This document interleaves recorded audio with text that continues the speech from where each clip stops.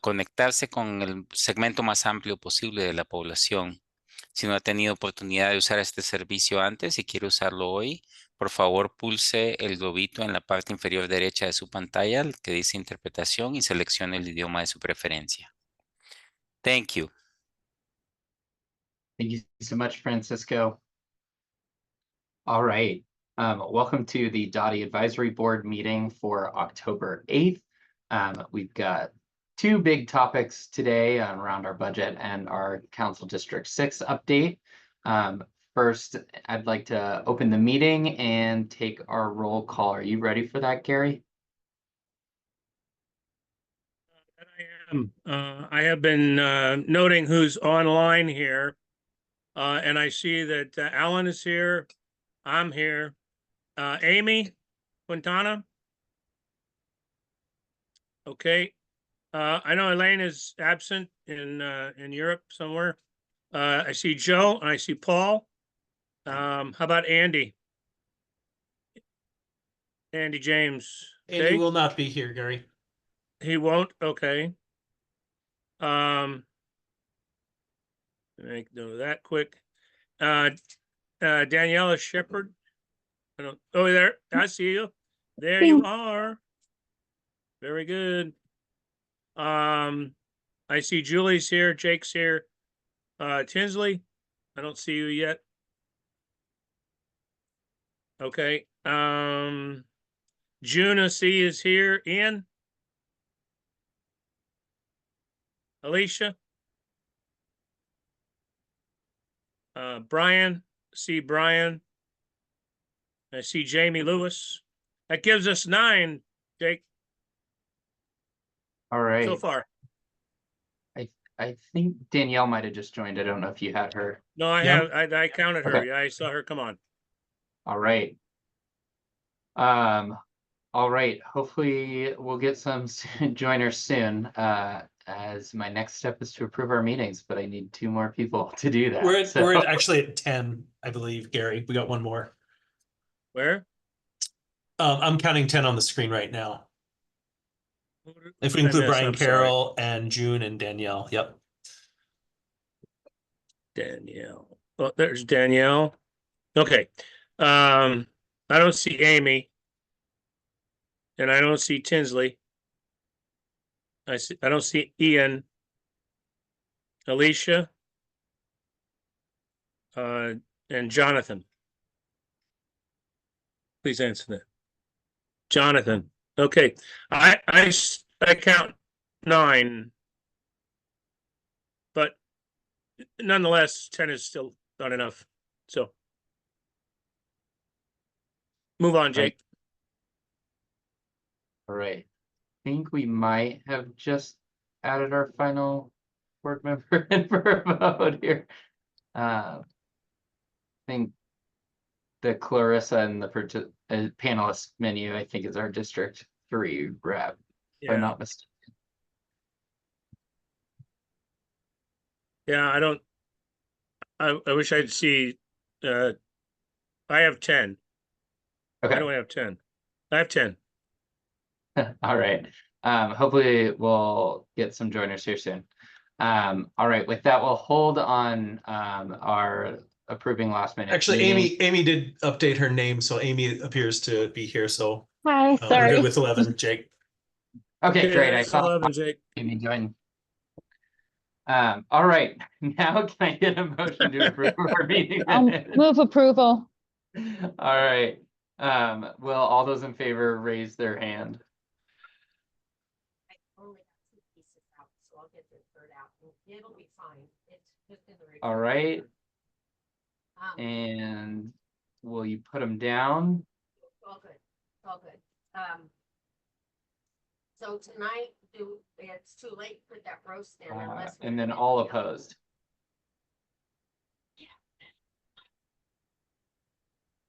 All right. Fantastic. We have approval on our past meeting minutes. With that, Anita, how many speakers do we have for public comment today? Have 1, 2, 3, 4, 5. Okay. At 5, you each have 2 minutes for your public comment. So, Anita, will you call out our first public commenter?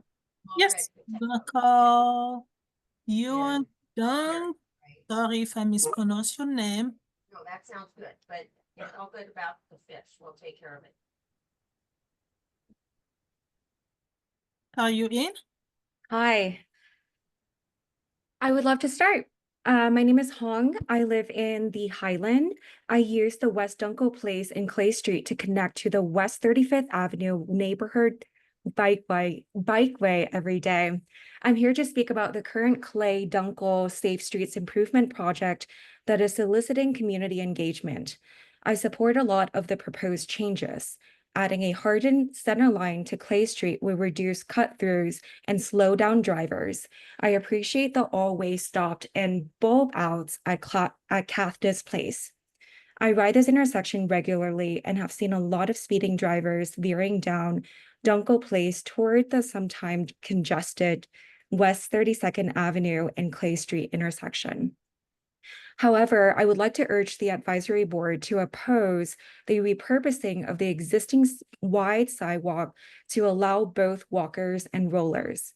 My main concern is having to share the sidewalk as a bike rider with small children and high school students walking to Valdez Elementary. Instead, we should be removing on-street parking on the north side and install a two-way protected bike lane. It is important to me that we separate walkers and rollers. On event days at North High School, such as football games, drivers will park their vehicles on the wide sidewalk to be closer to the football field rather than park within school boundaries. There is plenty of parking within this neighborhood, and although I anticipate opposition to parking removal for a bike lane, I believe it is a worthy cause to put your support behind. I hope we can improve the safety design and build a connected bike network that feeds into the West 29th Avenue protected bike lane. Thank you. Thank you, Wong. Anita, who do we have next? We have Jeffrey Moore. Jeffrey, I'm going to promote you to the panelists. Let me know when you're in.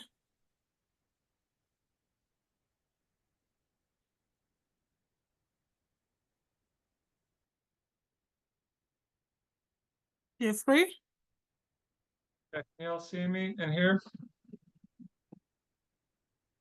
Yes. Great, I appreciate it. My name's Jeffrey Moore. I'm at the fire station again. It seems like these meetings are always when I'm on duty, but if I get a call, I have to leave. Today I'm speaking as a resident of West Colfax about the addition of parking on both sides of the street at 1400 block of Mead. I'm speaking as a car driver, a pedestrian, a resident, and also a cyclist. I use this intersection daily for all sorts of things. Currently, the setup works really well. There's just parking on one side of the street, and it's wide. It allows for cars to pass through without conflict with other cars or without conflict with cyclists. It's a beautiful tree-lined street. The light at Colfax allows for pedestrians and cyclists to cross the main avenue safely. So this is like getting to Sloan's Lake, getting to the Mexican restaurant, stuff like that. And then there's a stop sign at the 1400 and Mead intersection. And so this is going to cue in drivers to slow their speed when they go through this area. And I just want to say that the setup is working really well. And I don't agree with the addition of parking on both sides of the street, which is a measure that's being proposed. And I think some of the neighbors are going to talk about it later today.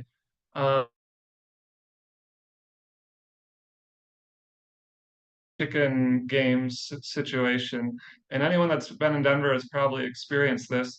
It's when you're going and it's just super narrow and one car is trying to go, another car is trying to go, there's a cyclist, and it just creates conflict. In the end, you've just got inches for two cars to pass through.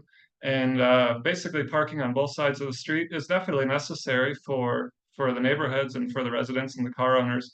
But in this block, particularly the 1400 area of Mead, I don't think it serves the community well. I think there's better solutions, and I think the situation currently works. And so I would encourage this group to thoroughly think about it and to oppose this initiative to add parking to both sides and keep it as it is. Keep parking on one side at the 1400 block of Mead and West Colfax neighborhood. Thank you. Thank you, Jeffrey, for your comment and your service. Glad you didn't get a call. Who do we Yeah. have next, Anita? We have Irene.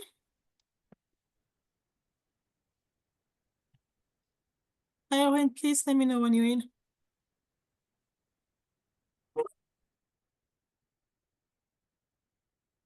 Hello?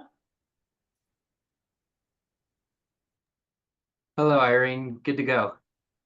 Hi, sorry about that. I don't know how that worked. I'm just here to talk about Mead Street as well. They have recently put in parking on the one side of the street to the dismay of all of us neighbors who use that street to get across Colfax to go to the lake and also connect up into North Denver and Highlands and Sunnyside neighborhoods.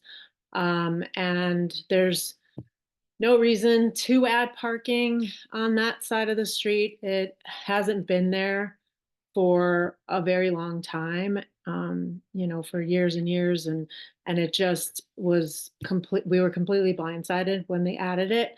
I don't think it does anything to slow down traffic. I bike and walk and drive on that street to get across, and I think it is a disservice to our community to have added parking when we're moving in the direction of decentering the car and making things much more pedestrian and biker friendly. I live in that neighborhood. We have parking on both sides of our street as well, and it does nothing to slow traffic down on our street. All it does is cause conflict. It causes people and cars to be hit on a regular basis, and we've all witnessed that. Thank you. Thank you, Irene. Anita, who's next? Heidi. Heidi, go ahead when you're in.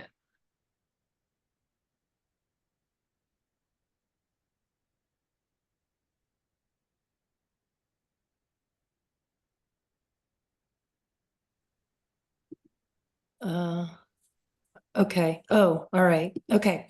I would like to speak to all of you today about the 1400 block of Mead Street. A few months ago, the Vision Zero Rapid Response Team took approximately 10 feet of this street and gave it to cars for parking, going against mobility plan guidance established with community buy-in and creating a new status quo that is by their DOTI's own accounting hard to undo. This move was in response to a hit and run death that occurred in January. And while we are very saddened by the death of someone in our community, we are alarmed that Vision Zero approach would be to add more cars, which does not support the future use of Mead Street as a bikeway and does not support mode shift as is recommended in many plans, including our West Area plan. This is the second time this year that West Colfax neighborhood has had to come before this committee to ask for DOTI engineers and planners to radically shift their community engagement paradigm to ensure that projects achieve the intended outcomes of increased safety and use of non-car modes. When asked, DOTI responded to WECAN requests to apply human-centered design elements to this block by saying that Mead Street was not a neighborhood bikeway, which is not accurate, as it's part of the Denver Moves bikeway planning. This oversight can be contributed to the lack of on-street observation and authentic community engagement as it relates to accepting feedback and incorporating lived experience into street treatments and recommendations. This block of Mead was an easy win for multimodal design.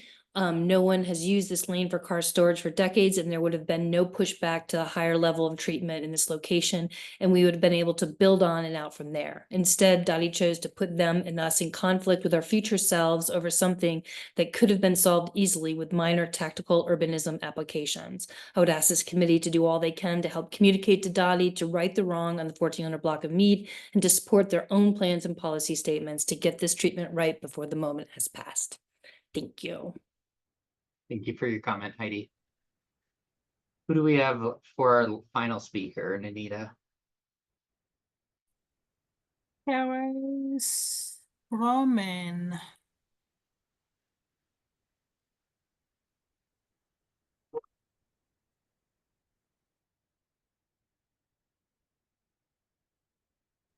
Hello, Hi, my Terrence, go name's ahead. my name's Terrence. I live very close to 14th and Osceola. I want to comment on Mead Street as well. I frequently take that route to get across Colfax because Perry is usually too gnarly. It's kind of scary. So I think, my understanding is that a death occurred on this street and this is the response from the city. But I think that there's a certain amount of irony there that we are going to add more cars to this street to fix this problem. So yeah, I just want to voice that I don't think this is the right approach. I was also on the Denver Gov website looking at Kazer's page, and the first sentence on the page says, Denver is taking urgent action to cut carbon pollution. And I can't understand how this aligns with that goal at all. So that's really all I wanted to say. And thanks for having my comment. Thank you, Terrence. Thank you to all of our public commenters. All right, at this point, we'll hand it over to our sorry, Jamie? Yeah, I was just wanted to ask Nick, at our next meeting next month, could we get a report on how these two issues were addressed? Not for debate, but just the fact that, we get a lot of public comment and then we don't really know where that issue went. So if Nick can report out next month, that'd be fantastic. You got it, of course. Thank you, Jamie. All right, with that, Nick, are you doing our update from DOTI leadership today? I think we are trying to work through some technical difficulties for Amy on Zoom. I think every time the city does a software update, we have to learn new processes, and anyway, it never works. So not hearing her cut in, just a couple items here. I know we've got a big agenda talking about the budget and then an update on District 6 here. So just want to close the loop on the first. Nick, sorry to interrupt you. It looks like Amy did join, though. I don't want to step on Oh, your no. toes, but also I'm on, let Nick go. Hey. I'm on my phone. For some reason I can do Zoom on my phone, but not my computer. So, but no, go ahead, Nick, keep going. Okay, great. Thank you. And feel free to add anything. So sidewalk, I know we had a pretty good update last time. That did successfully pass. I guess it was now 3 Mondays ago here at the end of September. 13-0. That was that was great to see. And I want to give another big thank you to the members on this call that came out and provided public comment at the first reading on that. I really think that was very impactful. And really, I think, showed the value of what this project is doing. So very excited to now get working on that. As we've mentioned during that, we are doing some spot repairs during this period, the remainder of this contractor season. So that will be on damaged sidewalks. And then we will begin billing in January for this. Now, this is on your stormwater bill. This will be on folks' stormwater bill. And those go out in, they're biannual, so 2 bills per year. And they go out on a rolling basis through the first 6 months. So some folks get their bills on January, some folks will get them as late as May or June on there, and then that repeats again in the end of the year. So you will start to see some more communications and publicity around this as we get closer to that, probably in the November timeframe. Supposedly there's another voting thing that's going on in early November that's taking up a lot of the attention around this. Don't know what it is, not worried about it. On that, but very exciting. And just another thank you to everyone that participated and that contributed to that. That was a long process, but really ultimately, I think we came up with something great that still really honors what the voters approved and is structured in a way that I think can really sets the city up for success. So very excited about that. And we are, I think, actively now hiring for a sidewalk program manager on there. And so if you or anyone you know might be interested in that, feel free to reach out to me or certainly just search on the Denver Gov website, or otherwise I'm happy to send that to you. Let's see, sidewalks. And then other thing I wanted to talk about was Colfax BRT, and I'm going to throw to our legislative affairs person, Elena, here in a sec, but just had a very exciting groundbreaking. I was on a sidewalk vacation in New Mexico, so was not there, but seemed to be very successful number of dignitaries there from federal, state, and local on there. And maybe with that, Elena, did you have a few points you wanted to add? Yes, thanks, Nick. Hi, everyone. Elena McWhorter. I'm the Legislative Affairs Specialist for DOTI. Wanted to just add for everyone that you can now go to www.denvergov.org/ColfaxBRT, and you can find a lot of really helpful information related to this project.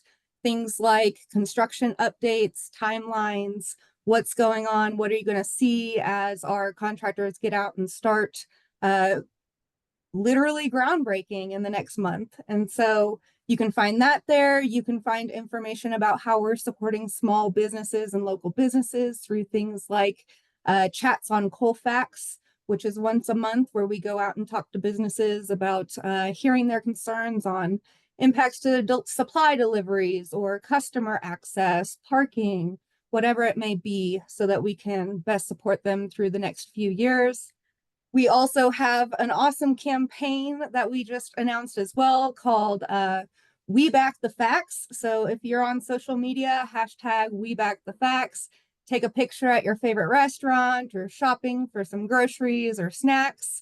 And let's get some community support out there to help support our businesses. So you can find all of this information at that website I mentioned. As Nick said, it was a really great groundbreaking with perfect weather, sun, giant RTD bus, city council members in attendance, some of our DOTI advisory members in attendance. So thank you all for being there and for your support as we really kick off this transformational opportunity. Thank you. What an update. We're starting sidewalks and Colfax BRT. There's some, everyone's bored over at DOTI headquarters, huh? No, we're not. End of report. Happy to answer any questions, Mr. Chair. Do we have any questions for Nick or Elena?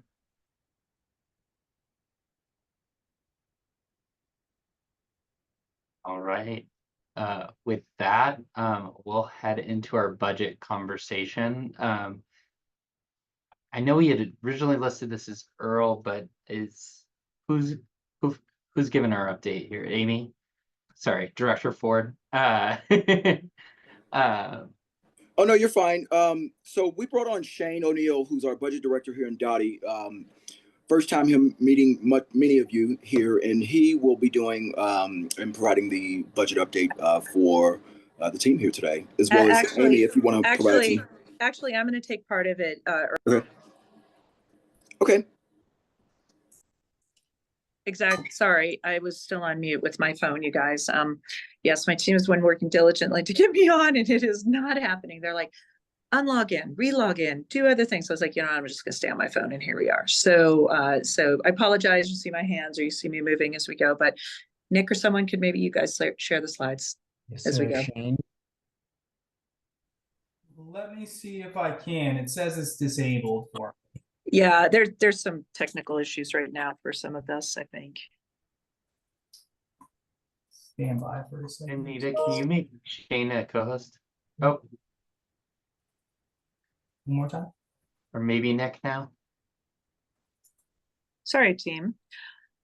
We apologize for that. But effectively what you'll see, and we can always send you the slides and then I could just sort of talk through them as you pull them up if we can't get them to effectively share. But or we can always send them to Nick. I don't know, Nick, if you have sharing capacity. Nope. Then things. Anita, do you have it? Nicholas, I'll promote you as I'll make you a co-host so you can share the screen. Okay. Yeah, Shane, it says you're a co-host, so you should hopefully be able to. Yeah. Just got promoted. Wait. Was this put together by the people who brought you Masterworks? Indeed. Are you folks seeing the actual PowerPoint itself, or are we only? Yep. At least I can. Yep. I can see it. Yep. Perfect. Thank you. If you could put it into a shared mode, that would be or a view. Yeah, it's sharing on a different screen. I apologize. That's all right. Try this way. Oh, I'll see it for my phone, but But yeah, there was a reason why I wanted to join you guys. And you know, I'm going to talk the big picture of, and this is effectively the presentation we gave to council. And many of you may have watched that, but we're excited to present it to you here and, you know, really talk through where we are. If you could flip to the next slide, Shane. You know, you can see this is literally the presentation we had for the mayor, since there was a placeholder for him there. You all know this, and so I don't need to belabor the point, but when we talk about DOTI, I think the span of control of the areas that we work on are really so critical, and how we plan and design and operate and maintain and enforce the system. And, you know, we are both a DOT and an I and a public works environment. So we have our solid waste and our stormwater management program. I recognize, you know, we'll talk a little bit about that today, but the primary focus with you all here today is also to really talk about the transportation side of some of this as we go. But if you could flip to the next slide. When we talk about what we do, it's really important to understand how it's funded. And that funding is really what drives the capacity of what we do. And sort of, you apologize, you're going to see my hands as I sort of size things up here. But I think you all recognize that the primary source of our funding comes from multiple different places. Primary effort is through the general fund. And in the general fund, and again, that is funded by sales tax revenue and a variety of things. The first things first in this fiscal year is we're moving forward into 25. And the mayor said this and sort of will pass it through. This year, you are seeing the lowest increase in the overall city budget that we have seen since the recession days of about 2008 or so. So the overall city budget that was proposed by the mayor that we're a part of, that is now being contemplated by city council and others, really is with about a 1% increase.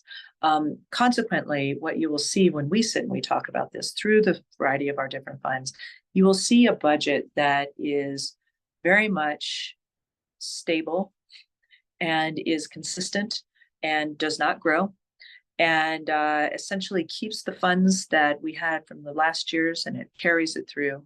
And that is unexciting to talk about in some regards and very real in others. And so as we balance all of those efforts, balance the dollars, balance the competing needs of what we have in the city budget across the board, that's what we're thinking about. So so the general fund is the primary area where our team members, most of our staff live, many of our operations, the overall fleet program for the city, traffic engineering, et cetera, live there. We do have a couple of enterprise funds, and we were just talking about a new one that will be coming online, obviously, which is the sidewalk fund. We also have our wastewater enterprise fund, which again is paid for by rates that are calculated, and then also have an increase, you know, at a standard set increase for CPI and that kind of thing, or CIP, excuse me, through every year. We also have two special revenue funds, and those special revenue funds are both related to our solid waste programs and our volume-based trash program, and then also the transportation and mobility program. And the reason we highlight these is what they pay for in this section, from Vision Zero to transit to innovation to transportation studies, et cetera, in the SRF for transportation, and then obviously in the solid waste program that pays for the entire program soon. Not quite yet, though. That is a program that is still subsidized by our general fund and others as we continue to mature it and grow. And then through the rest, you'll see a couple of other additional funds that we have, how we handle our fleet replacement and our bond programs as we go. So if you flip to the next slide. When we talk about spending dollars, we must always couch it and frame it in what our priorities are. And we have talked a lot with you all about what our priorities are for 24. And I wanted to reemphasize how we are looking, and this is early thinking on our priorities and our goals, as they roll up into the overall citywide goals of how we continue to maintain a safe and vibrant and affordable community. But then what is our role in that as DOTI? And then how do we articulate that across the board? And equally so is a great government goal. And how do we continue to create efficiencies and good work that we do? And so these goals will look very familiar because you've seen them before, you've seen the projects before, you've seen the emphases before. But how we reduce our fatalities on our Denver roads, you all know where we are with that, and our speed programs and our 50% goal reductions. How we effectively think about not just increasing our sidewalk, which we believe aligns with safety, but also our role in how we support things like our citywide investigations into safety and the support there. how we take and deliver and significant programs and projects. And we have a few that we're wrapping up, one that we're just starting, such as 16th Street Mall, which we hope will be finished with next year and in the summer. And then also Colfax VRT, which we just talked about. Obviously, at the core of what DOTI does is we maintain our infrastructure. We maintain the built environment that allows us to have this vibrant quality of life. And a big part of that is captured in this core systems. And then how we continue to improve alternate modes of travel.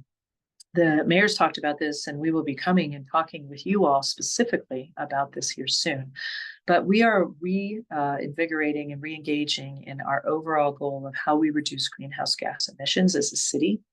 And we are a part of that discussion, not just from the electrification of fleets and strategies to help us achieve that, but we are going to be setting and establishing a goal that really helps us reduce single occupant vehicles, which, as you know, is a priority at Denver Moves Everyone, with a real identification about how we reduce trips, individual trips that may be taken in another way. And that will be the programming that we're going to be coming and talking with you about, because we want to, and the mayor would like to, engage with you on these citywide goals that we think are critically important, gather feedback and input on them as we go through here at the end of this year, so that we move into 25 with community input and engagement.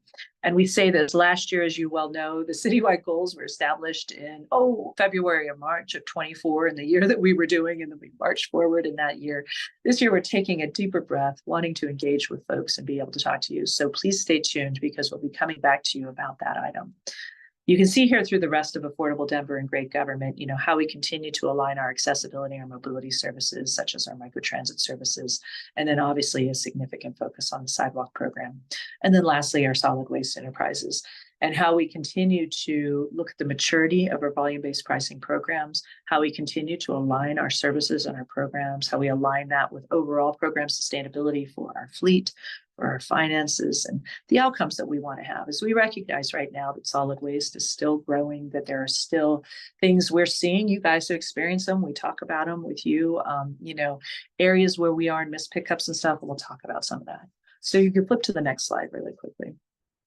We aligned this with city council priorities. And so I'll just show it to you to understand that they too are thinking about transportation and what we do here in DOTI. So things like reducing fatalities by 25%, for instance, by the end of 25. So just highlighting sort of the overlap of all of this. You could flip to the next slide. So when you talk about DOTI, obviously we're a large organization, and what you see here is our agency structure, which we've recently been aligning also with how we are continuing to think about sustainability of our infrastructure, and how we think about sort of our overall priorities as a city, and aligning our particular organizational structure to move to these structural priorities, continue to maintain the best services that we can. So if you flip to the next slide. So now let me sort of talk about some of the summaries of our budget, and then we're happy to get into more detail, but I'll sort of take this high level view, maybe then we'll stop and we'll answer questions, and then we can talk about sort of the deep dive elements, and Shane can take us through that, but we'll stop after my part here. So I wanted to share with you sort of how we measure our success and the metrics that we have when we think about a safe Denver, for instance, the elements in the budget that align with how we would enact that. So you see here, for instance, in Safe Denver, obviously being our Vision Zero priorities. And those are the key metrics and the prioritization that we have there. But in our budget, because sometimes it's hard to read it, unless you're June Churchill, who goes through the budget book line by line, but how you see these projects sort of pulling in and aligning across the different funds and the different programs from safety.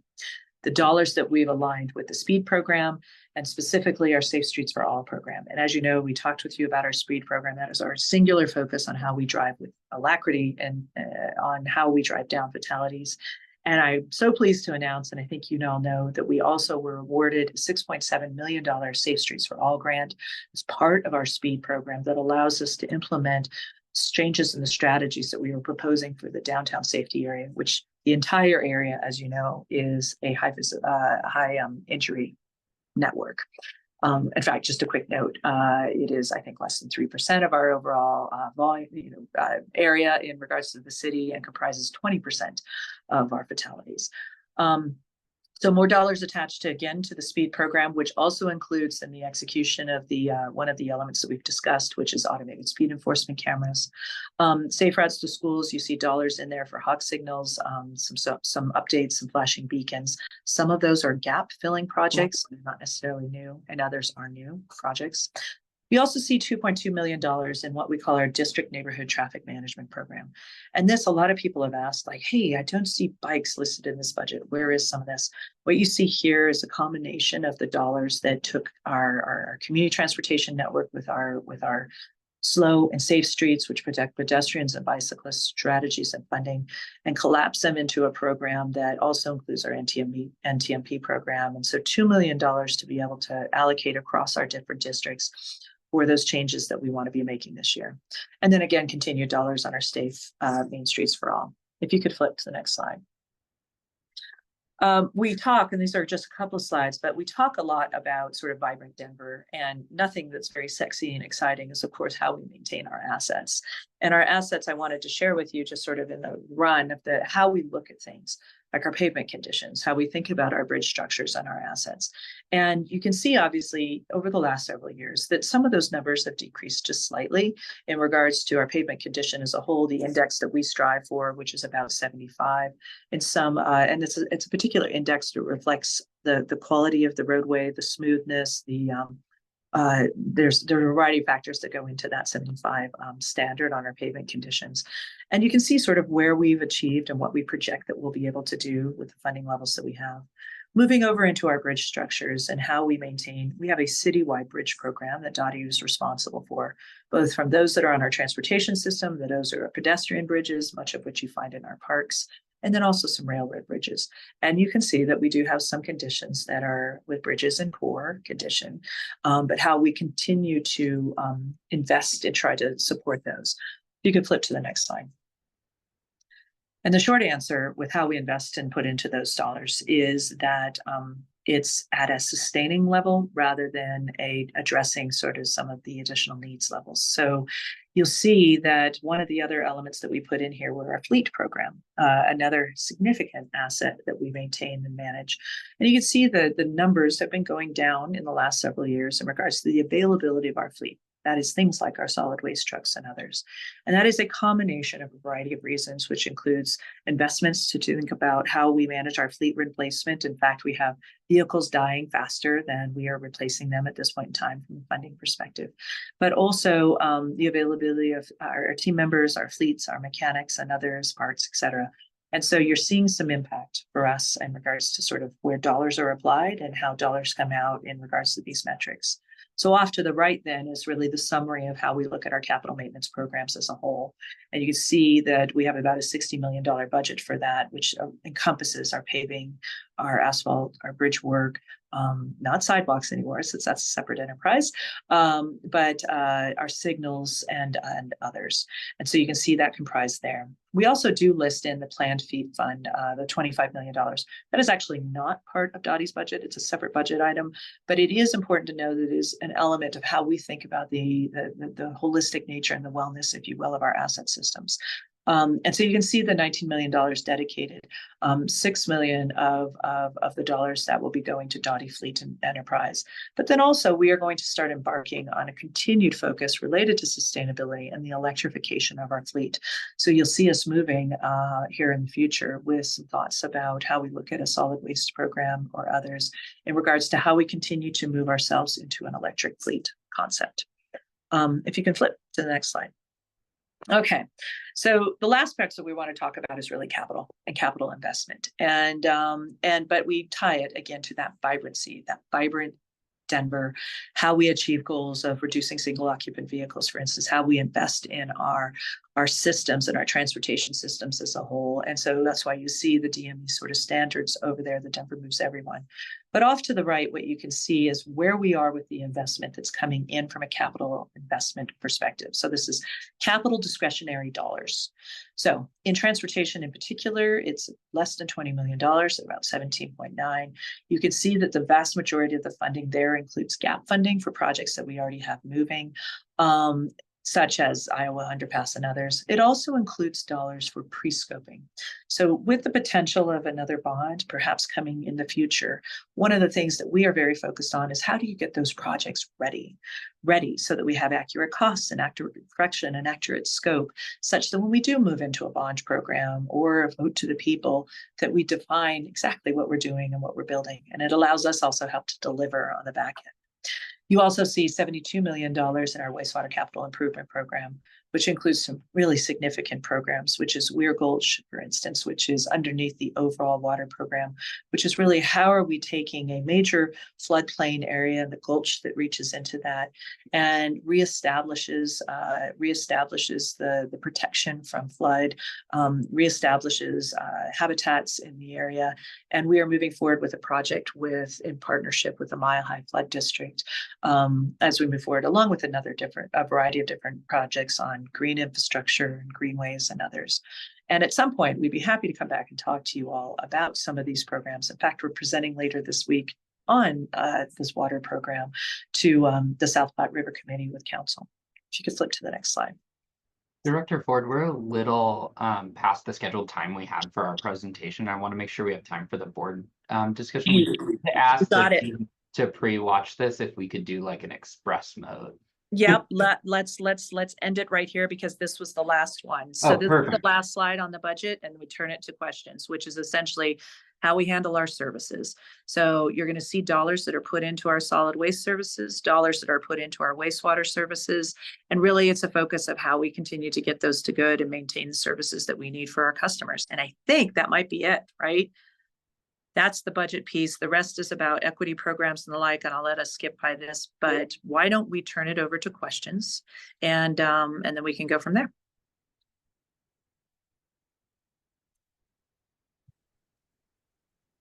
June. All right. Hi, everyone. First of all, thank you to DOTI so much for coming and giving a budget presentation and being available for the board to ask a bunch of questions. And also feel free, anyone else, to chime in if you've got questions. I have had other opportunities to talk to DOTI financial staff to get some of these things answered. So I'm mostly going to be seeking clarity on some like final items before we make recommendations in our budget letter. Let's see. So I got an answer. I think I got conflicting answers in person talking to you, Amy, and through email response from Earl. Oh, well, let's synchronize those now since we're all here at the table. So exactly, that's what I want to do. So there are multiple signaling maintenance technician positions being transferred to the Transportation and Mobility Special Revenue Fund. It was my understanding through talking with you that those were in part dedicated to to multimodal mobility projects, but overall they were general maintenance positions without a specific dedication to transportation and mobility. But the impression I got from the questions email was that those positions are dedicated solely to the support and enhancement of items related to the TNMSRF. So I wanted to quickly nail down, are those specific for multimodal safety projects as defined in the Transportation and Mobility Special Revenue Fund, or do they serve additional purposes outside of that fund? I'll answer first and then Earl, feel free to join in to me. So traffic signal technicians are focused on our safety programs, our traffic signal improvements, things like the speed program and the traffic signal retiming, et cetera. So very specifically that. Those signal transit, those same technicians also work on our signals throughout the city. And that is all attached to how we continue to maintain new traffic signal timing programs, how we are sort of doing installation of traffic safety beacons, et cetera. So those folks have a variety of different roles, obviously some of which are focused directly into the safety program that you're talking about, like speed or otherwise. When we talk about multimodal as a whole and the traffic signals as being a critical part to the overall safety program and what we call the transportation SRF, which is mobility, transportation, and safety, they are aligned directly with those projects. So that's how I would answer it. But Earl, I don't know if you have anything extra you want to add. Yeah, I mean, I think you covered it great, but there's one additional thing, particularly with signals, the dedicated signals that are attributable to bicycles as well. Some of those are built into existing sort of vehicle signals, but there are some dedicated bike signals that are throughout the city that are attributable to that as well. But beyond that, that's all I have. Thank you, Amy. Yeah, it's a yes and June. So yes. And I guess it depends on how we want to look at signals, because I think signals are a critical part to our safety program as a whole. Yeah, I will just say this is a broad point that I'm pushing in the letter, is that the transportation, for those who, I would like every board member to review the advisory board letter. But this year, it seems the Transportation and Mobility Special Revenue Fund, which was established to really fund multimodal projects, right? Like things dedicated to biking, to pedestrians, to transit. That fund has been dipped into a lot this year for positions that service both multimodal projects and general DOTI projects. And from my reading of the fund, personally, I think that's not within scope of that fund. Now, I do recognize that we are doing a lot of really good signaling projects this year that will have a disproportionate impact, I think, beneficial to multimodal transportation. But another quick one that I wanted to just get an answer out there in the public record for was within both the DOTI Capital Maintenance Fund and the Transportation Mobility Special Revenue Fund capital projects, there is sort of this line item piece for the Transportation Management Center. I'd love it if we could quickly just give us an overview about what the TMC is, why that line item is in there, and why funds need to be pulled from the TNM SRF to fund that. Yeah, absolutely. Transportation Management Center is our critical nerve center for how we manage the entire system of transportation throughout the entire city. So that includes one staffing personnel plus an entire system of our cameras, our videos, screens, the management and understanding of what's happening with our traffic signal systems, how we manage emergency response, how we handle events, how we handle crisis events and others. So it's a critical part for us. And, you know, I could go for a long time since TMCs are sort of near and dear to my heart, if you will. But TMCs, in our mind, are a significant element to the operations and the safety management of our entire system. And so, as I said, they're sort of the nerve center of how we do dispatch. They're the nerve center of how we think about where our vehicles are going. They're a nerve center for how we manage that entire system with our cameras. They will be the responsible parties as we continue along and thinking about different things with speed enforcement, our proactive thinking around connected vehicle technologies and others, feeding data into how we effectively manage and move people through our city, and again, respond in a safety environment. That's effectively what a TMC is, and I could be far more probably articulate about that.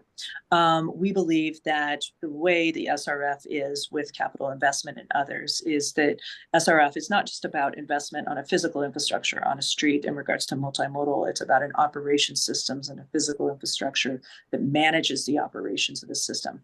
That particular TMC is D1 is running on TVs and other things that were borrowed from the T-Rex project, which was completed 20 years ago now. And so there are upgrades and things that it need for functional 21st century traffic management system that we believe can really achieve our operations goals and our safety goals. So that's the effectiveness of what we think is a TMC. Okay, I would love to know, why was the decision made to pull that money from the SRF instead of from other funds within the DOTI capital maintenance budget? Because I noticed the DOTI capital maintenance budget overall stayed about the same last year compared to this year. Meanwhile, the TNM SRF is also about the same funding level, but overall capital projects for like neighborhood level infrastructure has been massively cut back. So I want to know why the priority was made to save other funds within the capital maintenance fund and not within the SRF. So the capital maintenance fund, the TMC is not a called out item as you see in the capital maintenance fund. So it's a category, for instance, that is not quite included in sort of the standard funding structures and within the capital maintenance fund. And Shane and Earl, feel free to jump in on this. And we believe the SRF, which moves towards multimodal transportation, mobility functionality, that is a capital project that is something that could be funded there from it. So it's we think an improvement and a quality improvement that we would be making, but yeah. Yeah, so I would also, the way I'd classify that TMC upgrade as a facilities upgrade, do you think that would be accurate? not quite. No, it's an equipment and an operations and a software upgrade. So I often like to talk about capital improvement programs, and I also like to talk about operations improvement programs. And this is sort of a capital operations program, which includes the equipment, the software, the hardware, the alignment of fiber and other things, but that would allow us then to do this effective management of our system. So it's not a facility improvement. It's a systems and operations systems improvement. This is going to be a very, very broad question on this. Sorry to keep harping on the TMC, but this is important to me. How much of the workflow through the TMC would you classify as being related directly to multimodal transportation versus to general operations managing car traffic? Oh, well, all of it. But I mean, multimodal is all traffic. And so I think when we sit and look, it is vehicular traffic, it is emergency service personnel, it is transit signal prioritization, it is all of the traffic and all of the systems that move on our roadways. So for instance, we have a number of signal priority systems, for instance, that we have TSP systems in the corridor in Denver. And so it manages all of that. It is also effective for our snowplow systems. And so I'll be honest, it does all of that. It's monitoring our snowplows, our monitors, our conditions on our roadways for the effective management and maintenance of the entire system. But Earl and Shane, I think you guys both had your hand up if you want to add anything. Yeah, I just wanted to go back to the comment in regards to the difference between the TNM SRF and the capital maintenance bucket. So when we look at those two buckets, the capital maintenance bucket, there are very defined things that can be included in that and not included in that in a way that is a lot more restrictive than the TNM SRF. And so that's primarily part of the reason why you don't see the items related to TMC included in that item, because those are really focused on hard infrastructure assets. Yeah. And then Shane, I guess if you want to add into that as well. Yeah, the only other lens I would put on it would be this is the first year that this is coming out of DOTI's budget. And with that being the first year, having it go into the SRF, we felt it was more attributable to the general purpose of the TNM SRF. And to Earl's point previously on the capital maintenance piece, it doesn't necessarily fit nicely and neatly in the other operations, which is why it is in the SRF this year. I'm going to push back real quick. The coding budget item for that TMC is PZ128, and we've got 3 of those within the DOTI capital maintenance budget, and it's also within the TNM SRF. So I'm seeing that same exact budget code in both funds. So if I'm hearing that can be funded more out of DOTI capital maintenance, why is it that we've got literally the exact same budget code for the exact same project also in the capital maintenance budget? But please elucidate that for me if you could. So I think that's one thing that we'll need to follow up on to make sure that we're all viewing this from the same lens and making sure that the items that you're seeing, that you're pointing to in the capital maintenance bucket are in fact the same or near similar items as what's in the TNM SRF. Yeah. And also I think my final thing would be, as has been stated, this budget year is very stable, right? We're not shrinking as a budget, but we didn't get enough growth, and with staff growth overall being what it is, which is where it should be, I don't want to pull back from that.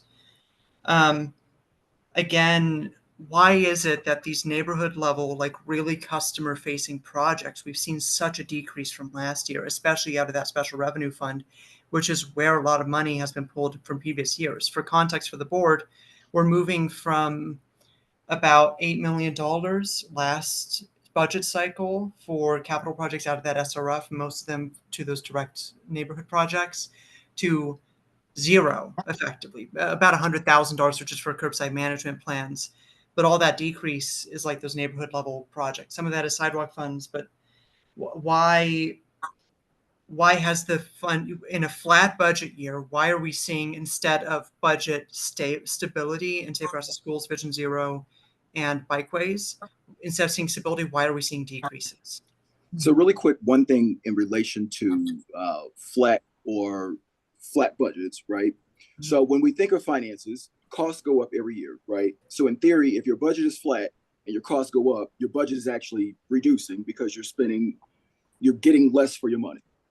So I think you have, I mean, I don't know what percentage of that sort of is attributed to that, but nonetheless, every single budget, every subsequent year, that is naturally going to be the case. Even if you have flat numbers, you're actually getting less for your money because of inflation, right? So yeah. Yeah, and when we talk about our general fund budget, which is where we also sort of cover a variety of different kinds of efforts program, mostly staff and otherwise, that one, it was also flat, which was effectively also in that regard, to Earl's point, that so lesser. How we continue to ensure that we have team members and others who are implementing these programs, that's an important part. So how we were sharing the costs of those programs across a variety of different funds. And then also with the SRF, as you saw with both the capital discretionary and with the other with the SRF, in many regards, we are looking at things that are filling gaps for projects. And so not a lot of new. So we're still coming out of an inflationary period with many of the projects that we had on tap and moving forward. And so some of those, you're seeing those dollars run through. So discretionary dollars that went primarily for gap projects. As we look then at sort of the T&M side, with what we can do, those two had gap projects. So some in our Safe Routes for Schools, as you see. So it's a combination of flat inflationary impacts, costs rising, where we're sharing our staff across the board. And it's not, we were not able then in the flat budget environment to be able to balance that with keeping at the same levels with some of the other investments that we've been making historically through the T&M budget. So you do see that. You absolutely see a difference as you see those dollars spread to other things and other priorities. Not the easiest answer in the world, you guys. I wish I would have a better answer to that. It's really just about available funds and how we prioritize the dollar spends. Yeah, I will quickly throw out, just to DOTI's credit, is that looking at this budget, I cannot. We need more money to maintain pavement condition index. We need more money to keep fleet availability at proper levels. We need more money to maintain staff compensation increases. We need more money to fill existing vacancies, and we need more money to invest in our streets. Like, we literally do not have enough money to do all of these things at once. So if we choose one area, that means inevitably we're going to fall behind in something else. So this budget year is really tough. So I commend DOTI staff for doing what you can within funding levels. But I would like to, within remaining time, I want to move on to our budget letter. I do want to quickly check in with the board and see if anyone has questions that they feel haven't been answered by DOTI. Alan? Yeah, Director Ford or Earl, I was curious, the right-of-way positions that are vacant, we appreciate DOTI's answer coming back to us, from just a P&L perspective. It seems like a positive investment on those six right-of-way enforcement agents that are vacant. Could you all please expand a little bit on why they're being left vacant? In my mind, I'm guessing that they pay for themselves. Could you add to that? Yeah. Or stand on that, I should say. Yeah, and we're in the process of continuing to have that discussion. So one of the ways that we effectively balance our budget and how we manage this is through vacancy savings. And we talked with you guys about this here over the last year in our 2024 budget as well. When we were looking at how we would reconcile sort of the request for budget cuts and that kind of thing.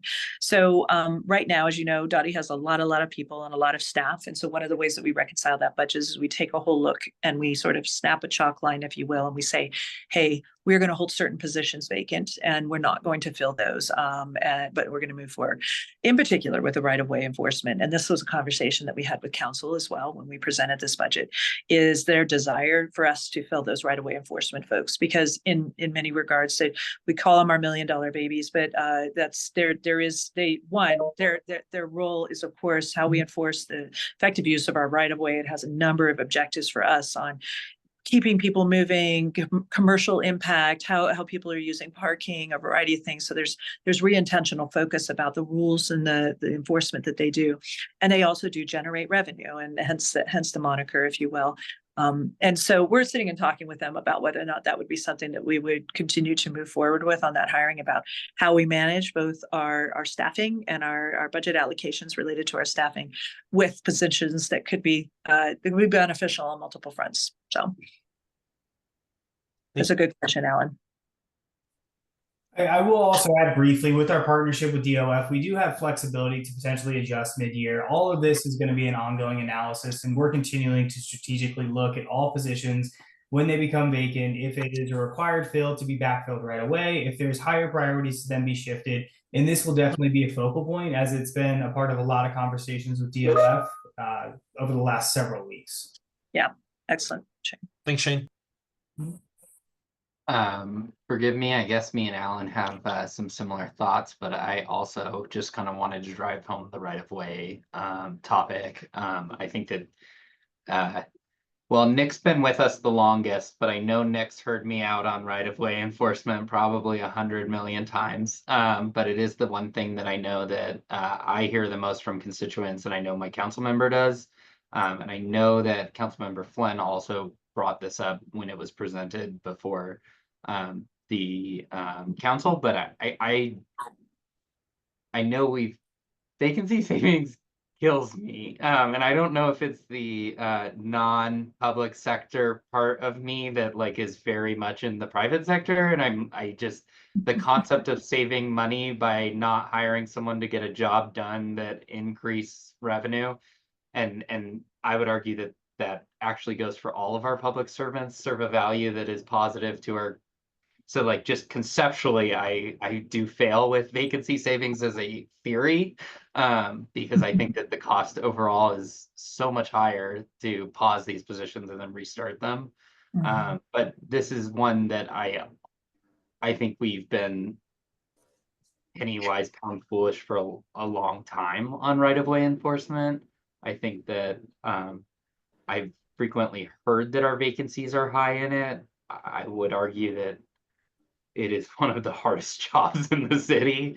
I can't imagine doing it myself. I would never sign up for it. And the fact that people do, they are angels. But I think that like, I'm also curious, like, it still might even make sense to me to like vacancy save on one or two of these and pay the rest more just to get them filled. And so that's where I'm literally like, do we need to increase the compensation on this position in order to reflect like its actual market value to both the department? And I think that this is, I'm hoping the Department of Finance is really amenable to a,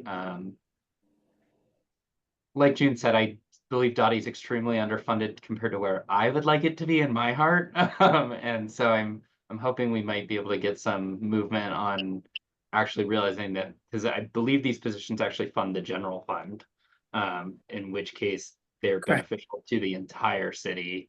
And I'm hoping we can use that argument to push DOF on at least viewing vacancy savings as out of bounds on this specific goal. Yep. Yeah, so one thing to sort of backtrack on it, just so we get clarification on. So vacancy savings as a whole, it's two-parted, right? And so, Jake, what you just described is one part. The second part of vacancy savings is naturally over the course through attrition, people resign for a variety of reasons, and there is a lag time in between when someone leaves and when said replacement person shows up, right? And so the personnel savings that come with that, as well as the fringe benefits savings that come with that, that's also attributable to vacancy savings as well. And so naturally, we don't want to lose sight of that. And then I think that there's so much of what you and the team has said, particularly you and June, on funding level gaps that it's like you're preaching to the choir in many senses. And so many of these things that we've been advocating for, whether it be related to the right-of-way enforcement positions or shoring up funding and some of the other things, we've been working really behind the clock and behind the scenes on really trying as hard as we can and moving the dial on some of those things. And so what you will probably see here over the coming, I'd say for the better part of the next budget year, is us just doing some internal brainstorming to determine where not only just within right-of-way enforcement agents and what their role is, and particularly the role that they play in revenue generation, but what are some other things that we can sort of explore on the revenue generation topic that'll help sort of offset and provide some additional supplemental dollars towards the things that we are jointly here advocating for. Yeah. I think even that attrition is vacancy revenue loss to me rather than vacancy savings. So I appreciate that. For positions that don't generate revenue, that's where that attrition and the lag dollars that would come from that would be attributable to. Obviously, when someone who generates revenue leaves the city, yes, there's an impact there, but not everybody in the city generates revenue, so we have to think about it holistically. Yep. But you all contribute value. Thank you. We feel seen. Thank you. And so do you, my I friend. can't let that slip. I do want to be conscious of the schedule. We got to start talking about the letter, and Yes, we do. Yes. All right, Alan, I think you were going to pull up the letter for us here, seeing no other questions.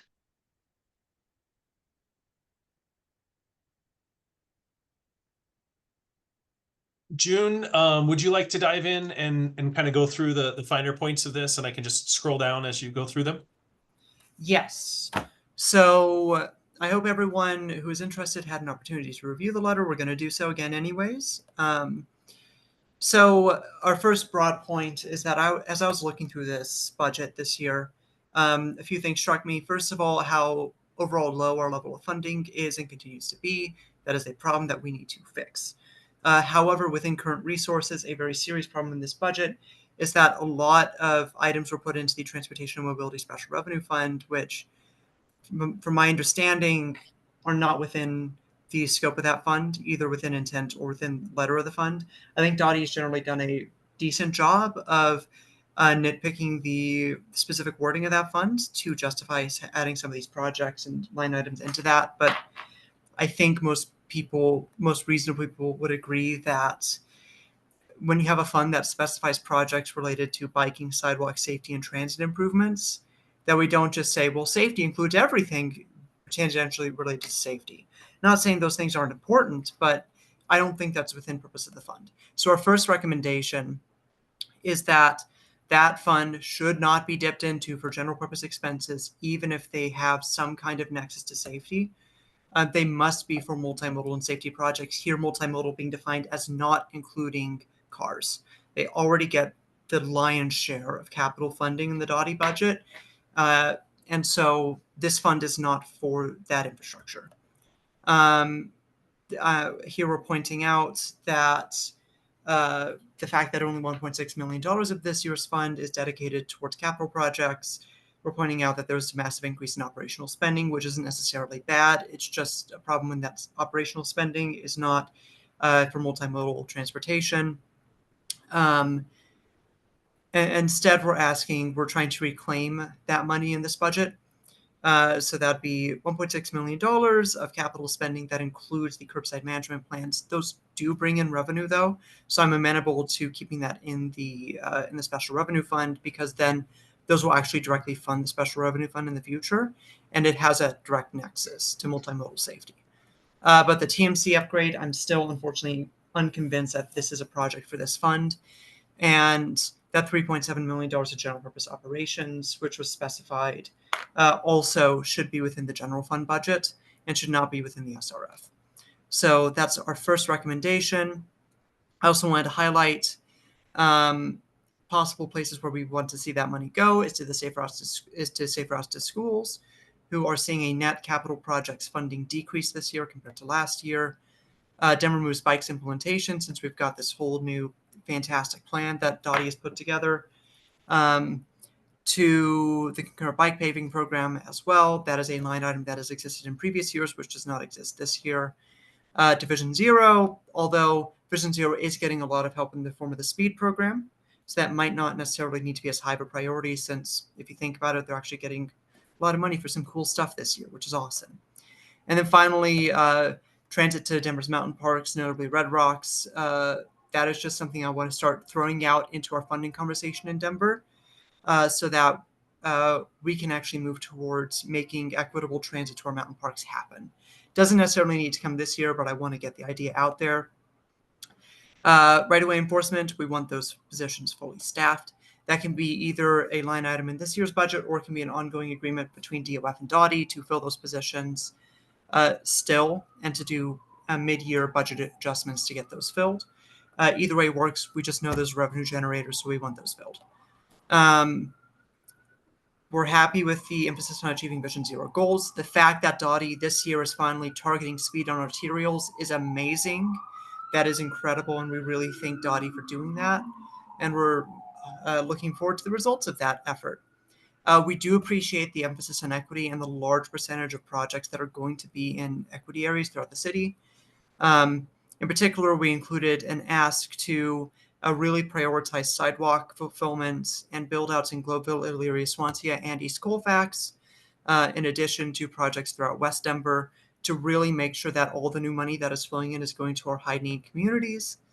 And finally, we've got 2 policy changes. I am going to amend one of the asks in here. One of them is that we want City Council to change the definition of the allowable purposes for the Transportation Mobility Special Revenue Fund to better specify that that is for multimodal projects and not for general budget items. It's obvious to me, like given last year's budget and this year's budget, there is too much flexibility within the definition and purpose of that fund, and it is allowing funding of projects that I believe fall out of the purpose of that fund as originally contemplated. And if you look at past spending, it's been on bike lanes, it's been on sidewalks, it's been on transit infrastructure, it's been on things that directly help multimodal safety in a way that we're just not seeing this year, and we start to see some problems with last year. So that we recommend that some language changes be made. And finally, there is a ask here about potentially dipping into the Climate Protection Fund. I did some research on this today to make sure that this ask is actually accurate, because I referenced an executive order here. From my understanding, there is not an executive order within City and County of Denver that has been previously signed limiting usage of the Climate Protection Fund, but rather the existing language of the ordinance directing spending from that fund. So I think I'm going to modify if everyone's okay with it. I don't know how amendments during this work, but I'd love to just amend that to talk about how we should look at Climate Protection Fund dollars for sustainable mobility infrastructure projects if they have better climate abatement benefits per dollar than existing Climate Protection Fund items. So that's how I'll sort of classify that. And then that's at the end of it, what we've got in this letter. And wanted to quickly throw out to the board to see if we have any questions. June, I'd recommend, while questions might be coming in, that you just make the amendments on the fly. And I think you have access to the document. You can just make the changes. That way folks can see them real time. And while you're doing that, I just want to thank Earl and Director Ford and Shane and the entire DOTI team for being so transparent in this budget process. It's really refreshing to work with a city government that really values that. And there's been behind the scenes, there's been a lot of emails going back and forth, especially to Earl and his team. So I just want to thank them for getting this and being so candid with our questions today. Mm-hmm. Yeah. Yeah. Thank you for the recognition. Appreciate it. Yeah. Really, on top really, of a really very busy season to begin with. Yeah. Really, really, really appreciate everyone at DOTI for all your help this budget season. I know this is a tough one. I hope future years are going to be better. Yeah.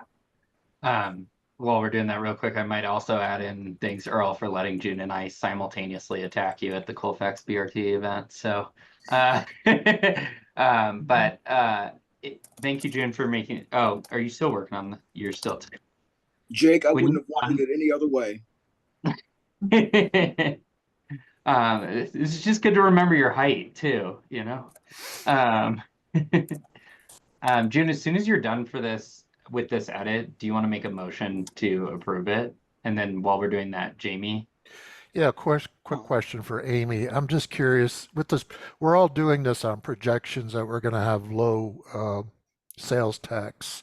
And I'm just curious, have we reached out to like bids or like the downtown Denver district to kind of fill in maybe some of those smaller projects that obviously for the size of our city, little projects turns into a lot of money. But for local projects, have we reached out to the bids or DDD to see if they'd be willing to pitch in?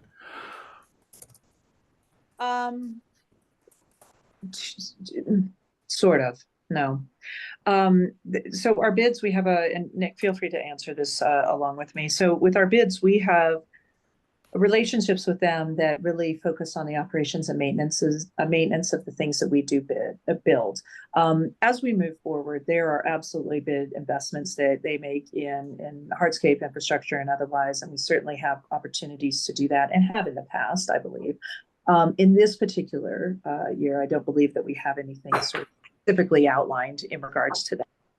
So it is always a source, but it's not one so directly tapped right now, I think. Certainly not in this year's budget. But guys, I don't know if you want to add to that, Nick or Shane. No, I think you hit it, Amy, on that. We've collaborated with them. Certainly the bigger ones, your DDP, your Cherry Creek, on that on the past on infrastructure projects, but the vast majority of our relationship is that maintenance on there, and they are certainly able to spend every dollar they've got on that historically on that. Yep. But certainly opportunity, I think we'd be willing to and excited to explore if it presented itself. Yep. Second question. I'm an optimist and I'm hoping maybe these sales forecasts are wrong. I think 2025, I think Denver is expecting something big. I think with the 16th Street Mall reopening, I think we're going to do very well. Let's say in June, you see that those sales tax forecasts are a little above normal. Are you guys flexible enough to make decisions in June about adding some of these budget items back in? We always have a very long list. Okay. Okay. I'm just curious. As do actually our other departments and others. And so Jamie, I mean, yeah, yes. And as we work with DOF and others, and as this mayor looks at his priorities in the budget, that those are always absolutely things that can be considered. And so, and we certainly advocate strongly for opportunities that we think that we should do to invest on how we think about our mobility systems and others. Great. Thanks for your I time. just add kind of process wise, and this was an authority that was allowed. It's been since I've been here, so in the last 6 years, that would go through kind of almost a mini budget process called a budget supplemental, where certainly coordinated by the Department of Finance and approved by City Council on there. So yes, we will. We won't hold our breath, but we would love if that occurred. Joe. Yeah. Yeah, just go shopping at your local stores, folks. Spend money in Denver. That'll be good. I do have something I want to bring up on this one. It's about the equity and investment, which I'm not sure is all that true. And we continue to see investments made in more affluent parts of town. And I don't know that I don't know what you base that on, but I haven't seen any more investment. I'm assuming I come from the more affluent part of town. And I'm not seeing anything great that's happening in our area that isn't happening in yours. I'm for totally equity, but I don't see investments made in our part of town that are any greater anywhere else, and probably not as great. So can you tell me what you see is being done, June, for that?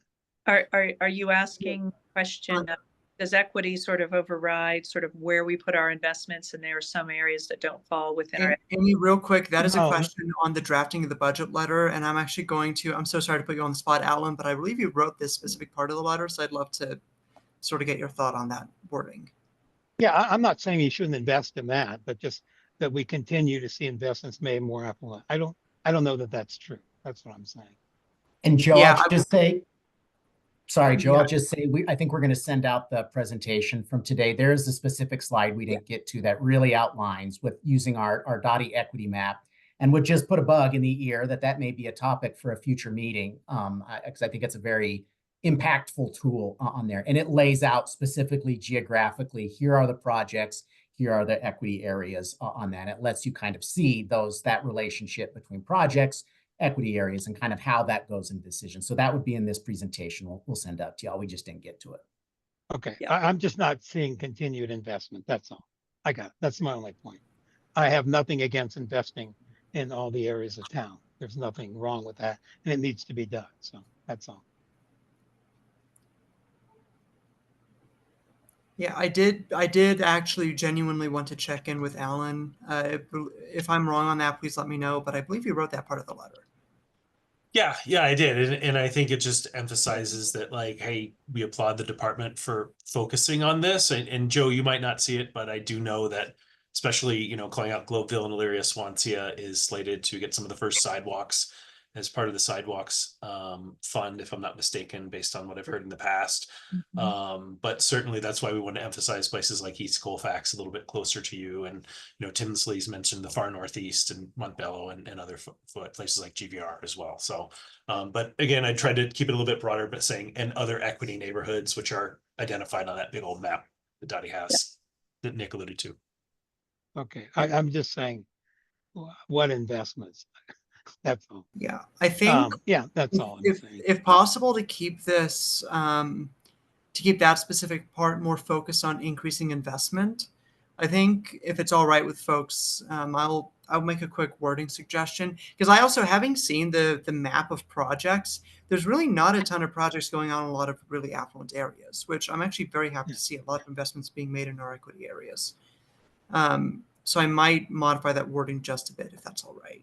And then we can vote on amendments to the letter in a little bit. Thank you. Does that work for you, Alan? Yeah, that's great. I just wanted to make one real quick comment to like our DOTI leadership that's on right now. In relation to Jamie's comment about a increase in any potential budget. If we do a supplemental and when we're working on next year's budget, I just would like to remind you all that the mayor's transition team said that DOTI is underfunded, and we should constantly remind the Department of Finance that. But that's just my one little political wish here. But with that, I think, June, are we set to vote on at least the second, the lower of your two? Yeah, go ahead and call the vote on that one. All right. I'll motion for a vote on the amendment in the finally paragraph. Do we have a second on that vote, on that motion? Thanks, Alan. I'm going to count you. Second. Couldn't get Will to the mute all button in fast favor enough. raise their hand?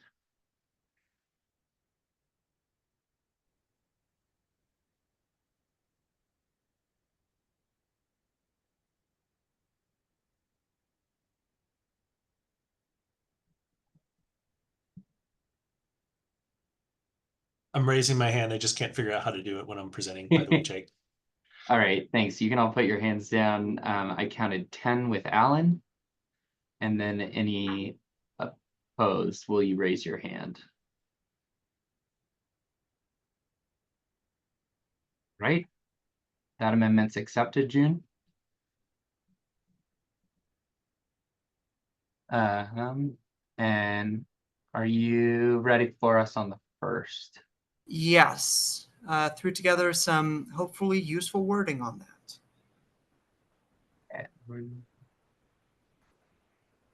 All right. I'll also motion for a vote on this one. I'll take any seconds on this. Second. Thanks, Alan. And all in favor, raise your hand. Also raising my hand again. All right, we get the same 10 in favor. Thank you. And as soon as they're all down, we'll call for the opposition. All right, any opposed to this amendment? All right, that amendment passes as well. June, I might propose one final amendment, and that is to address the letter to the Department of Finance as well, given many of the much of the conversation we had today is tied in with them as well. I move that we vote on that. I don't know if I can second it, but I'm down to. Second. All right, thanks, June. All right, if you'll raise your hand if you're in favor of that.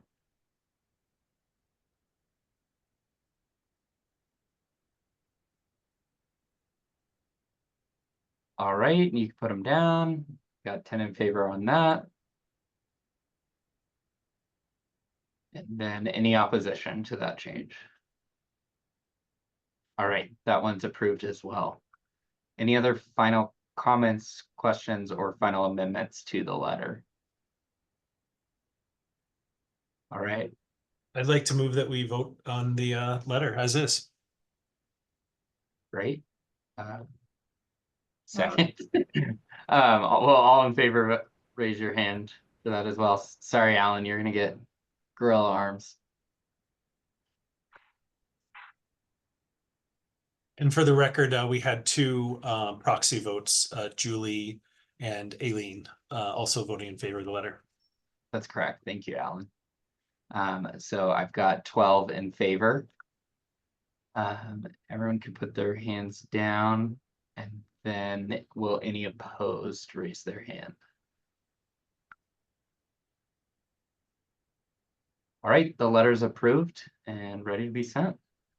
Thank you all. Who should send that letter? Alan,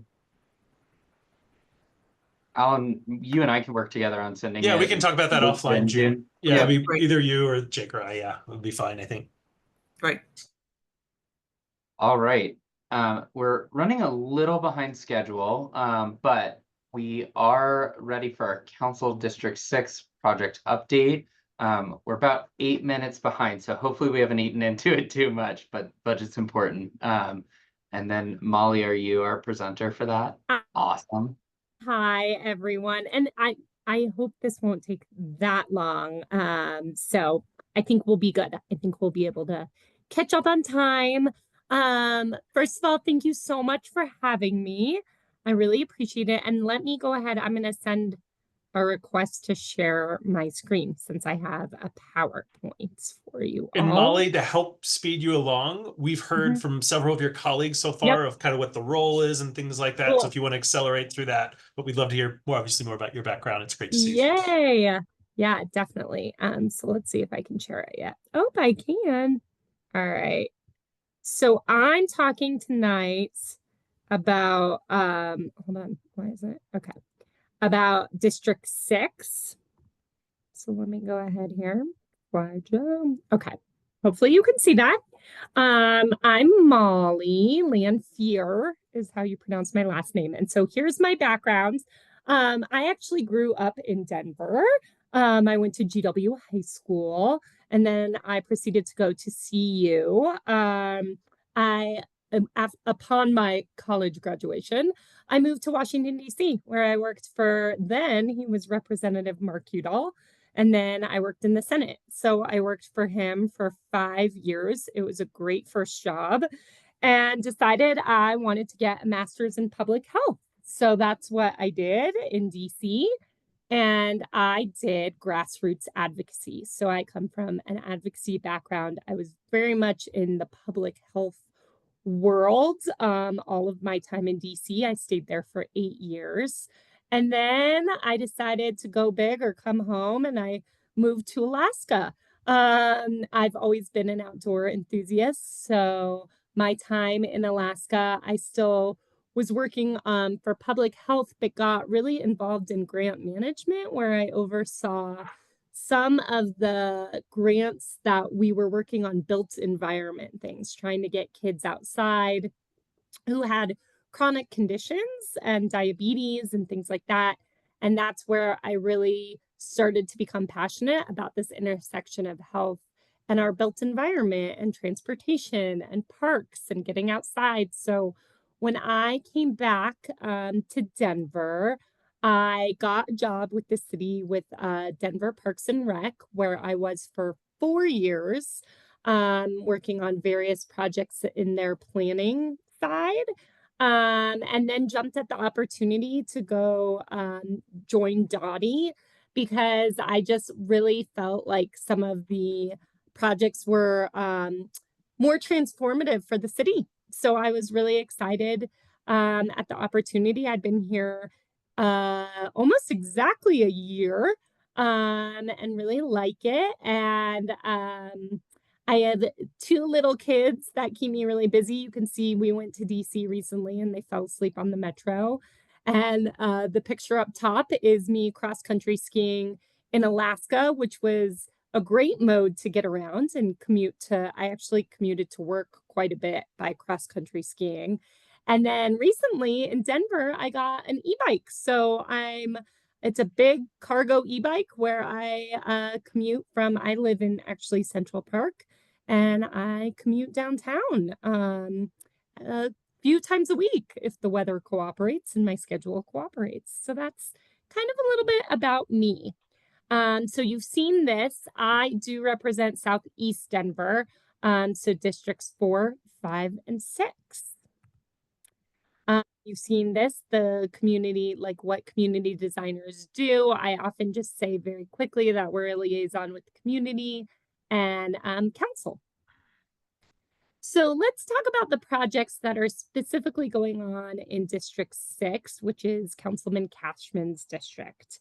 There's a big one we're about to kick off any day now, actually, probably towards the beginning of November. We're trying to get all the communications out about the Monaco Parkway over Cherry Creek bridge replacement. So we're replacing that whole bridge. It is a bond project. And it's going to affect the flow of traffic here for about 2 years. So as I said, we're trying to get communication out as soon as possible. The consultant contractor is Kramer, who just came on board. And we're actually doing a briefing at the end of the week for RNOs on that project.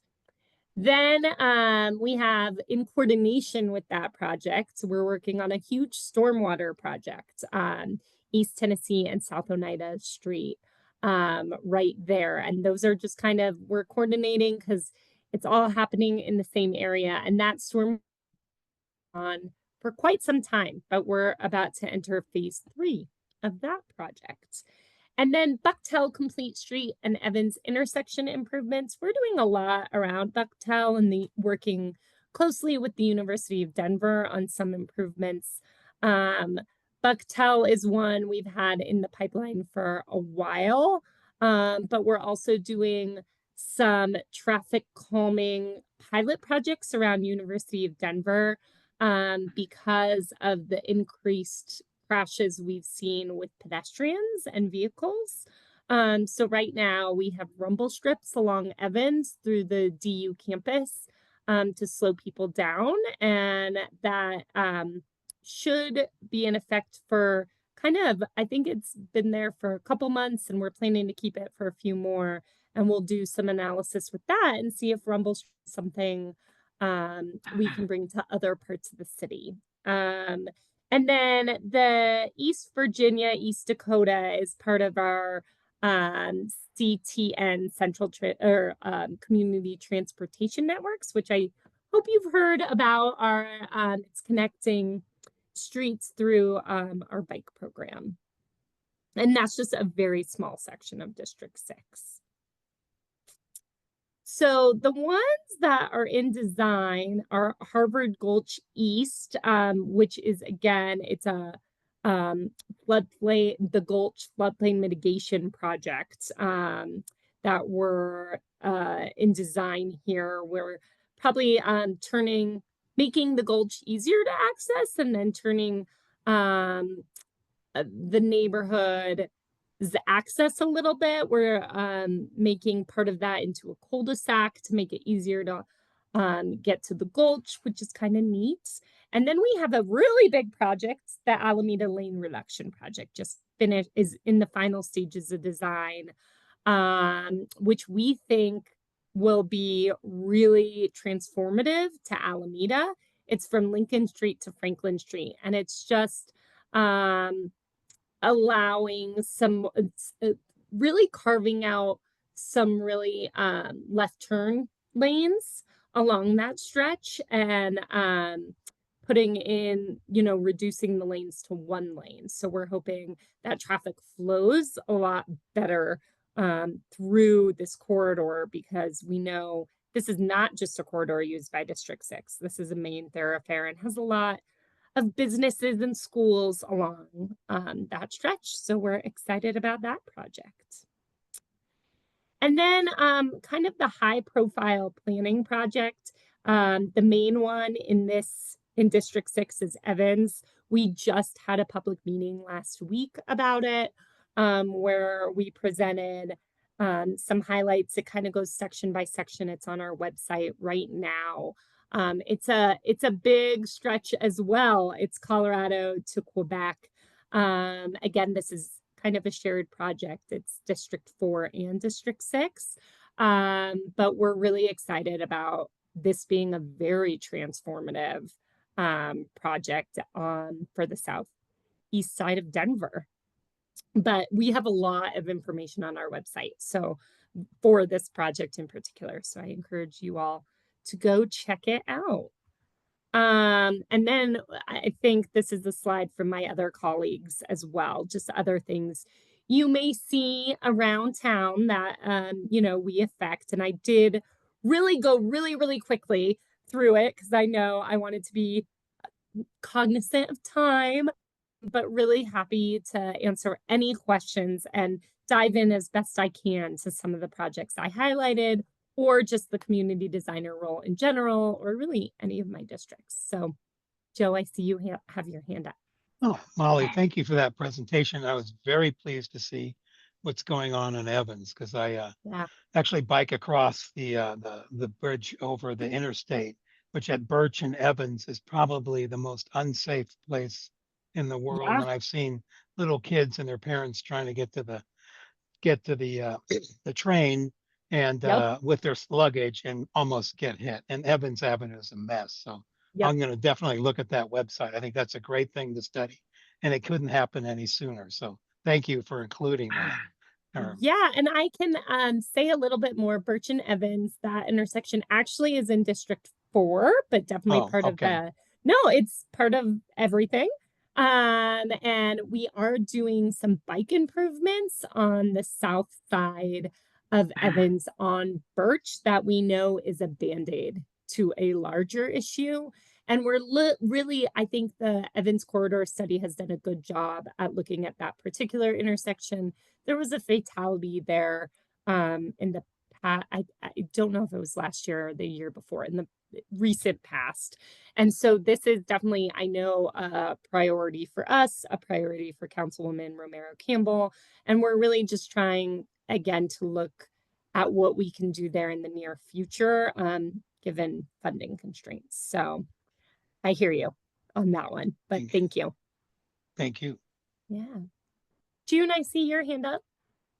Thank you so much. So for those who don't know, I lived in District 6 for like 6 years. It is the place I've lived the longest in Denver so far. I was in the university area. So I've got a few questions about some projects around there. So I know Bucktown Complete Streets is getting wrapped up, or at least construction is about to start. What was the final, were slip lanes preserved at the university and Bucktown intersection? I'm sorry, was what preserved?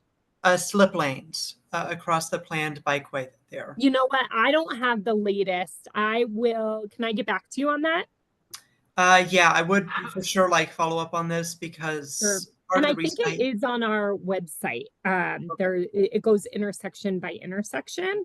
But I am happy. I will personally get back to you on that. Yeah. And do you have any updates on, I know it's been in the plans for a long time, but the South Franklin Neighborhood Bikeway planned from, gosh, I don't remember exactly which road it is. I think Yale all the way to Bucktown.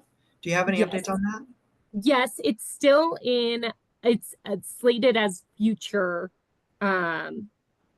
future bike lane now. Because we didn't get funding, I don't know what that future is at this point. But it is slated for a future construction.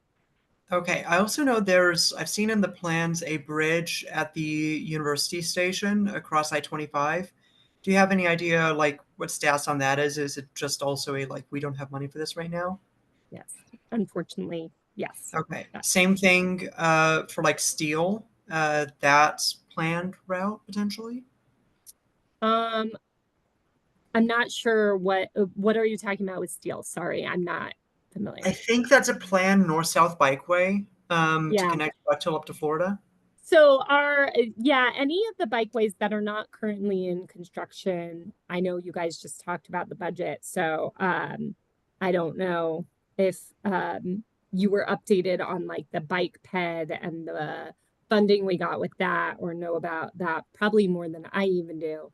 But it is my understanding that those projects just aren't funded right now. So we have things in active projects. We definitely have the priorities ready to go for when funding does become available. And I think, you know, that Is answers there, and finally, are there any plans? And I'm going to check out all the East Evans study materials. I'm super excited that's happening. That stretch of the road is awful, truly, truly awful. It needs a lot of work. And Yes. also very happy to see Alameda Lane reduction, that getting started. That's awesome too. My final question on this is, are there any plans to maybe do a similar sort of reevaluation of Evans between Broadway and Colorado? That's the stretch I've most frequented, and it's certainly got problems. Yeah. So I know I believe because of everything that's happened with the University of Denver, that is a conversation but I don't think that there's any like slide. We're doing a plan in the near future for that. Okay. Thank you so But much. I know I threw a lot it's of on stuff the at high you. injury network. So I think, you know, we will continue to focus on that, but nothing solid yet. Okay. I appreciate it. Thank you for answering all my hyper-specific D6 questions. Yeah, and I will look at the slip turns. Sorry, I don't know that off the top of my head. Yeah. Okay. Jake. Right. I'm gonna be the third non-District 6 person with specific District 6 questions. Can you say a little bit more about the Monaco and Cherry Creek crossing? I just am not very familiar with that project and don't know what it looks Sure. like. It was it's just a bridge that is like structurally looking not so good. So we need to replace the whole thing. And as part of the replacement, we making the sidewalks bigger for bikers and pedestrians. But this is the section that goes directly over Cherry Creek Trail. And anytime we work over water, because the tree, you know, the water is right there, we have to work with the flow. And so this does kind of complicate things of our timeline. And then it's why we have such a long timeline. Because while we are going to continue to work through, Kramer has done these sorts of projects before. And so we will try and continue to work through like high flow season. There may be times we can't, but ultimately we're going to get hopefully a really amazing bridge, and that connection is going to be nice and improved for pedestrians and users, but there will be detours. We're trying to keep it 2 lanes in both directions on Monaco for most of the project, so it will still be open, but I suspect there's going to be a lot of traffic through there. And then we're working on like how we kind of monitor cut through traffic in the nearby neighborhood. So we're working through all that right now as we dive into the project kicking off. Is it mostly a structural replacement? Are there like any, okay. Yeah. 'Cause I know that whole like Holly, Monaco, Cherry Creek Drive thing can create weird driver behavior. It does. And we're also looking at that. I've been Cashman and his staff have brought that up to me before, and our area engineer program is looking at it. Some of the turns there we know are funky and don't result in the best driver behavior and are dangerous. So we're looking at what we can do. Love a good diverter, but I don't know that we designed them for arterials. Right. And signals could use left-hand turns, but that's just not in, that's a complete remake of the signals, and we don't have funding for that. So if there's we are looking into like what small things we can do to try and make those intersections and that whole area a little bit safer. Traffic will make it safer. People will go slower. But Thank you, Molly. yeah. Any other questions for Molly?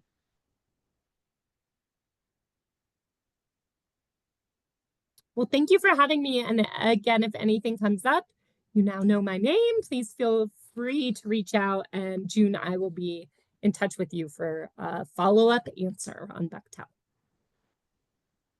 Thanks all. Awesome. Thank you. Yeah. I'm trying to stop sharing. Hold on. There we go. Thanks. No worries. Molly was correct. She did succeed in going fast enough that we are now ahead of schedule, which is impressive.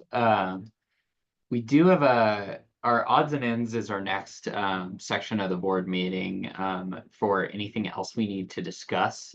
Do we have any items that any board member wants to discuss? Do we need to follow up on anything?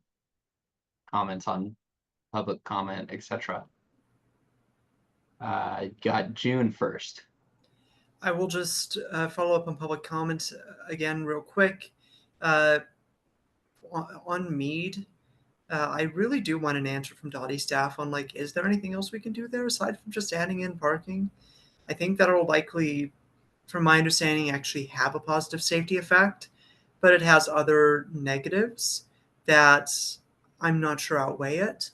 So I would like an answer sort of on why was that intervention chosen? And are there any other potential interventions that could be used that have the same benefits but fewer drawbacks? And Nick, you agreed to get an update for us on that, correct? Okay. Oh, and also from months ago, I was promised raw data from a neighborhood traffic study and I never got it. So I would like that. June, let me chime in there real quick. They had gotten back to us that they're waiting on a final draft for that. And they do expect to get that to us at some point in the next few months. So we did hear from them. Sorry, I didn't loop you in. Oh, no, all good. I'm just curious. And team, I just might add in, since I'm still listening, on Mead in particular, this was part of a rapid response effort. As you guys know, it's part of our Vision Zero programming where we go in and look at any improvements we could make. And, when we put everything on the table, as you know, sort of sometimes taking the width of streets, et cetera, and impacting them in a way that it can have as you noted, a positive impact in regards to safety. And that's very much some of the thinking initially behind some of the intervention there. And accessibility for how we use this precious right of way, if you will, for the nearby community and members related to the parking. So, but yeah, we'll be happy to, explain sort of some of the thought and the feedback on that. Thank you, Director Ford. Alan, do you have your hand still up? Yeah, my quick comment was we had been working on that survey, and apologies, it's been delayed a few months, but we just wanted to submit feedback to the community or submit a survey to the community to get feedback on anything that they're seeing of things that could go better on permitting for right-of-way as it applies to DOTI. So we'll send that link out to you guys on the final survey. You're welcome to share with your networks if you know anyone that would benefit from giving input on that. Awesome. Thank you, Alan. All right. Any other comments, questions, concerns, jokes? Just kidding. All right. Looks like we can actually end this meeting early, which is awesome for this Tuesday. So thank you everyone for Jake, don't you know there's no joking in DOTI? Come on now, stop. Jake, if you'll stick around for a second, I have a question for you, but I won't take up the group. Okay. There's no like, how did someone cross the road jokes? Like that just seems like key material. I know. What are we doing? How are we not even trying? I mean, come on. Come on. All right. Great. Well, it looks like you're all set and we can wrap today. Thank you, everyone. Thanks all. Thank you. Thanks for approving the letter. June, Thank thank you for all your good questions about District 6. I look forward to meeting in person sometime soon. Yeah. Jake, that link you shared, I clicked on it. What the hell am I looking at? Is it like an overlay of an overlay? It's the only one I can find for Buckdell and University. You know what I'm saying, though? It looks like Yeah. it's a zoom out on top of a, like, I was like, what is this? I think it's the original is underneath, and then their Okay. proposed It's like a lift up, updates. Yeah. which is great, except in doing such, it obscures pretty much the most important, I don't know, maybe the second most important thing there. Is there a bigger, because I heard our speaker say there was a intersection by intersection breakdown of that. Do you know? Oh, we can end this meeting. I'm sorry. Dwayne is on here still interpreting. Yeah, we're good, Dwayne. This is just Jake and I. Thank you. Yeah. I just dropped another link in for you, Paul. It's got. I'll pull that up real quick before Nanita ends the meeting. This is the page I found all of the intersections on. It's not a lot more detailed. No, but that's helpful. And yeah. then that's where the PDF comes from. So. Yeah. All right. And I think thank you for your they're all help. I kind of appreciate it. similar. Yep. Cool. No All right, problem. thank you, Nanita. Thank you. You guys have a good one. You too. You too.